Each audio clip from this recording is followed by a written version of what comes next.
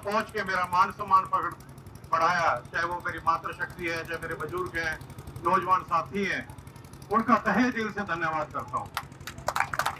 मैं शालू जिंदल जी को थोड़ा सा बताना चाहता हूँ कि इस तरीके की कुरुक्षेत्र लोकसभा में 6 रसोइयां चल रही हैं, जहां पर डेली 4000 से ज्यादा जो है लोग 5 रुपए में भरपेट भोजन कर रहे हैं अभी।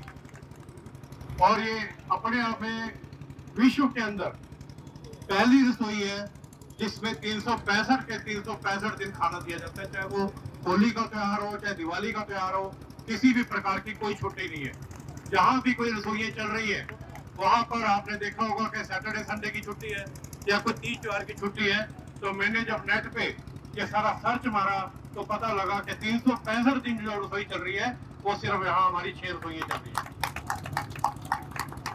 पिछले दिनों आप जानते हैं कि रक्षाबंधन के त्योहार पर 7153 मेरी बहनें मेरी कलाई पर राखी बांधने के लिए रामकुंडी लाडवा में पहुंची और एक सौगात दी मैंने अपनी बहनों को कि कोई भी गर्भवती महिला है, अगर उसके घर से कॉल आती है तो उसके लिए वैन अलग है और वो कॉल आएगी, वैन वहां जाएगी और जब डिलीवरी होगी, चाहे वो नॉर्मल डिलीवरी है, चाहे वो सर्जेरियन डिलीवरी है, और जब उसको छुट्टी मिलेगी वो वैन घर तक छोड़ के आएगी और किसी भी प्रकार का 1 रुपया वहां से नहीं लिया जाता। तो इस तरीके से बहुत से काम चल रहे हैं। मैं अब मुद्दे की बात पे आता हूँ कि जिसलिए हम यहाँ पर इकट्ठे हुए हैं। देखिए, अभी बन गांव में पिछले 15 दिन पहले बहन शालू जी, मैं किसी घर में गया, वहां पे चूल्हा जल रहा था और दोपहर का टाइम था। वो मेरी माता वृद्ध थी और खाना बना रही थी, तो वही बैठ गया मैं चूल्हे पे खाना खाने के लिए। तो मैंने कहा, इस चूल्हे में क्या बात, कोई धुआं नहीं दिखाई दे रहा, लकड़ी नहीं दिखाई दे रही, क्या बात है? कहता है, तो 12 साल पुरानी बात हो गई कि जब लकड़ी में से धुआं निकला करता था और भाई नवीन जिंदल जी ने मेरी आंखें बनवाई थी, वो बात उसे आज तक याद थी। और उसके बाद कहते, जब मोदी जी आए और उन्होंने सिलेंडर दिया तो धुआं बिल्कुल खत्म हो गया और हमारा परिवार बच गया। इस तरीके के बहुत से परिवार बच गए। पिछले 10 सालों में किस तरीके से इस देश में बदलाव आया, एक छोटी सी बात मैं आपको बताता हूं। 10 साल पहले जब कोई भी व्यक्ति किसी दूसरे देश में जाता था तो वो अपने भारत का बताने में बड़ा ऐसा महसूस करता था, अपनी पहचान को छुपाता था। परंतु आज इन 10 सालों में कोई भी भारतीय विश्व के किसी भी कोने में किसी भी देश में जाता है तो बड़े गर्व के साथ कहता है कि मैं भारत का वासी हूं। और वहां के लोग कहते हैं वही भारत जहां के मोदी हैं।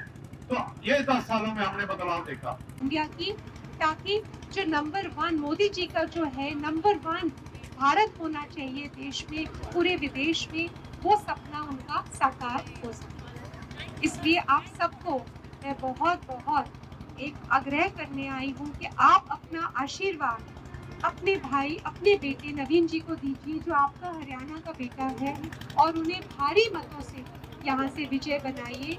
और नवीन जी को सांसद बनाने के बाद जो जो वादे हम कर रहे हैं उन पे हम प्रतिबद्ध हैं और सारे वादे पूरे करेंगे। और अंत में मैं ये भी कहना चाहूँगी कि अभी जो पिछली 2-3 मीटिंग्स में मैं गई थी, वहाँ पर एक किसान भाई ने मुझे एक बहुत ही अच्छा योजना का एक आइडिया दिया है, जिससे हमारे कुरुक्षेत्र के जितने किसान, जो मेरे बुजुर्ग हैं, मेरे भाई हैं, उनको बहुत फायदा होगा। तो उसके बारे में मैं आज नवीन जी से रात को बात करूंगी।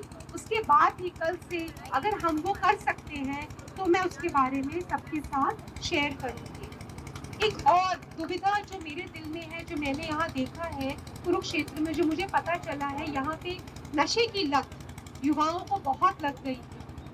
वो एक ये बहुत ही बुरी चीज है, जिसके कारण हमारा जो भविष्य है कुरुक्षेत्र का, वो पूरा का पूरा हमारा खराब हो सकता है। जब नवीन जी को इस बात का पता चला, हम रात को 1 बजे तक बैठे हुए थे, बात कर रहे थे, तो उनको भी बहुत दुख हुआ। उन्होंने कहा, अगर मैं सांसद के रूप में कुरुक्षेत्र में आता हूँ तो मैं ये प्रतिज्ञा करता हूँ कि नशे की लत को मैं एकदम हटाऊंगा। पर ये कैसे होगा? ये होगा अगर हम उन बच्चों को फिटनेस की तरफ लेंगे हर गांव में, ताकि वो बच्चे जो नशे की लत में है वो वापस फिजिकल फिटनेस में आए।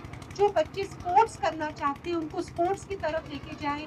जो बच्चे बेरोजगार हैं और नशे की लत में चले गए हैं उनको स्किल ट्रेनिंग में लेके आए, ताकि ये नशे की जो लत है ये पूरी की पूरी खत्म हो जाए कुरुक्षेत्र से।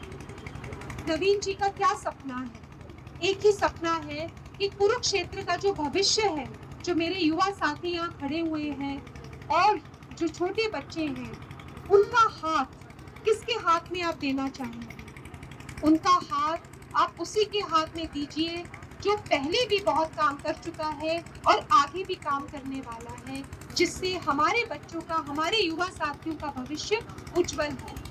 और जो मोदी जी का सपना है कि एक उज्जवल भविष्य के साथ भारत का विकास हो, वो कुरुक्षेत्र उसका नेतृत्व करे और उसको आगे लेके जाए।